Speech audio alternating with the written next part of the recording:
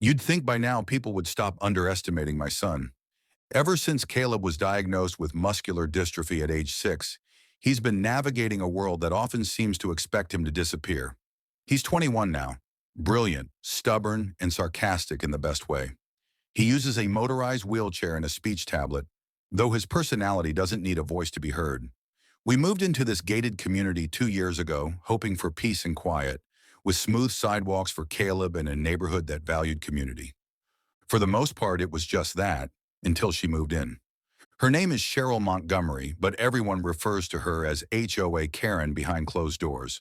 Appointed to the Homeowners Association Board last year, she's known for cracking down on mailbox colors, lawn ornaments, and kids loitering near the pool. The kind of woman who believes rules matter more than people. Last Thursday was a bright spring day, and Caleb decided to take his usual lap around the block. He does this daily, rolling slowly along the sidewalk with his service dog, Apollo, enjoying the sun and smiling at the neighbors who wave.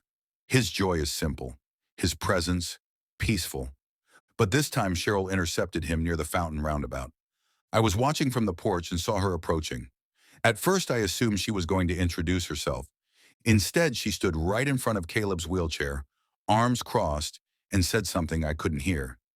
I hurried over, but not before Caleb's expression had shifted from content to confused. "What's going on?" I asked, stepping between them. "I was just telling your son," Cheryl said, "that it's disruptive to have him out and about so much. The wheelchair makes people uncomfortable. It's not something the community needs to see every day." I blinked. "Excuse me. There are kids here," she went on, "and elderly residents. I've had complaints. Maybe he could enjoy the outdoors in your backyard instead." Caleb used his tablet to speak. It voiced his message clearly. "I live here too. My wheelchair isn't hurting anyone." Cheryl looked startled. "He talks? He communicates. And what you just said is beyond offensive," I snapped. "Do you even realize who you're talking to?" "I don't care who he is. This isn't personal. It's about the tone of the neighborhood."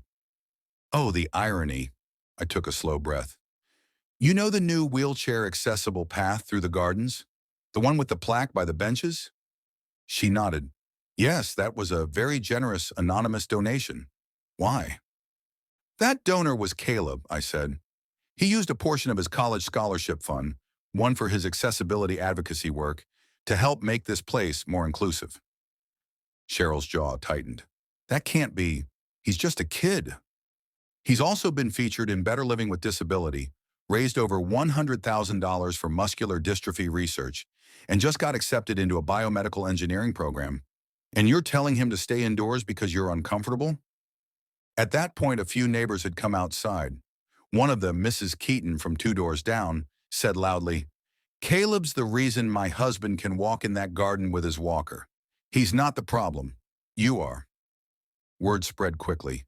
By the next HOA meeting, over 30 residents had signed a petition asking for Cheryl's resignation. One neighbor printed Caleb's donation letter and pinned it to the clubhouse bulletin board. It read in part, "I don't want credit. I just want to help build spaces where everyone feels welcome, because someday I hope no one has to prove they deserve to exist outside." Cheryl stepped down the next week, citing a misunderstanding. Caleb, ever gracious, told me she didn't know better. Now she does. Now he takes his afternoon laps with even more waves and even more smiles from the neighbors. The same sidewalks he helped fund are now the path of someone who never needed permission to be seen, only the courage to stay visible.